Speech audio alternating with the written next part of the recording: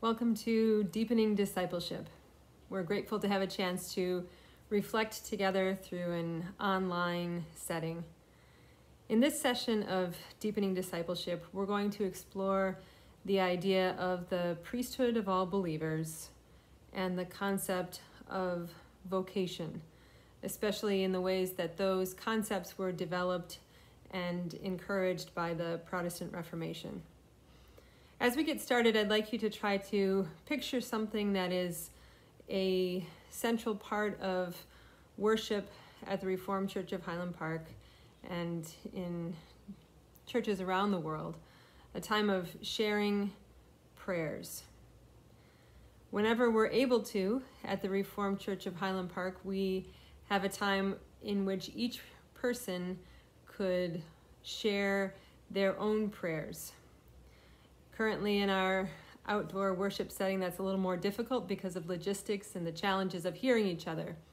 But I'd like you to picture that idea of us gathered for worship and listening to the voices of all the congregants as individuals speak directly to God with their own concerns and joys and with the concerns and joys of other people and the whole world. This idea that emerged from the Protestant Reformation, this idea of the priesthood of all believers, affirms that all people have direct access to God. No individual person is needed to be the connection between other people and God. There's no intermediary who is needed. But God hears the prayers of all people equally. And so you can speak to God anywhere and anytime. All people can speak to God in that way. This idea affirms our innate connection to God and God's eager desire to receive all of our prayers. But it is not supposed to lead us to an individualistic connection to God. Rather, the idea of the priesthood of all believers is that we are supposed to be priests for each other, praying for one another and praying for the world. The reformer Martin Luther wrote that the word priest should be as common as the word Christian, because all Christians can and should think of themselves as priests. Hand in hand with that is the idea that all work is equally valuable and honored. Agricultural work and religious work are equally spiritual because all of life is sacred and God is found everywhere. So each job is valuable.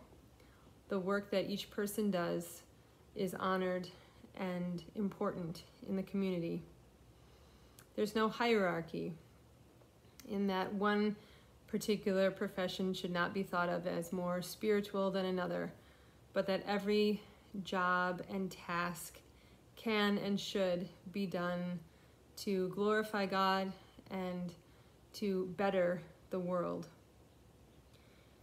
If all people are priests, that means that everyone has a voice in the religious community. Everyone has a voice in speaking to God. And everyone has a voice to speak into the world and on topics of all different sorts. This is ideally going to lead us in the direction of free inquiry, the open debate of different concepts and ideas. This should ideally generate creativity so that new ideas are welcomed and all voices are heard and can contribute to that collective pool of creative ideas. In 1558, the reformer John Knox wrote what I will sort of translate as all people are equal.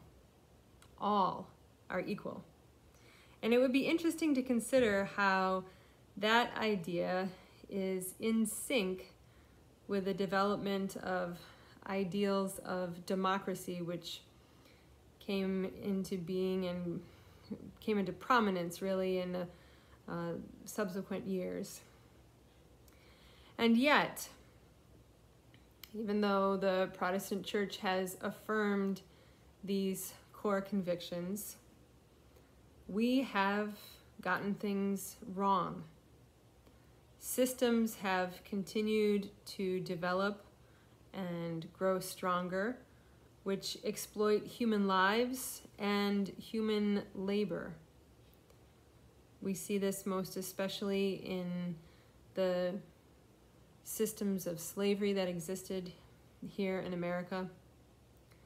We have gotten things wrong. Although we are to value the work of all people equally, our world has not always done that. Our world has frequently done the opposite of that. Today, in our COVID-19 reality, as we have celebrated the work of essential workers quite recently, some of those essential workers are agricultural workers, many of whom do not receive fair compensation, many of whom do not have protection, personal protective equipment to do their jobs safely. And so these concepts of the priesthood of all believers and the value of vocation, our calling to do work that is honorable before God, these ideas should speak a prophetic word to our systems and our structures today. These concepts should remind us that all people stand on even ground before God. All people have direct access to God, and all people are called to participate with God in the reconciliation of all things. So as we think about the priesthood of believers and the idea of vocation, do you consider your work as ministry? That could be work that happens in a paid capacity, or that could be caring for other family members, or it could be community work. Do you see your skills and abilities as things that contribute to God's ongoing work in this world?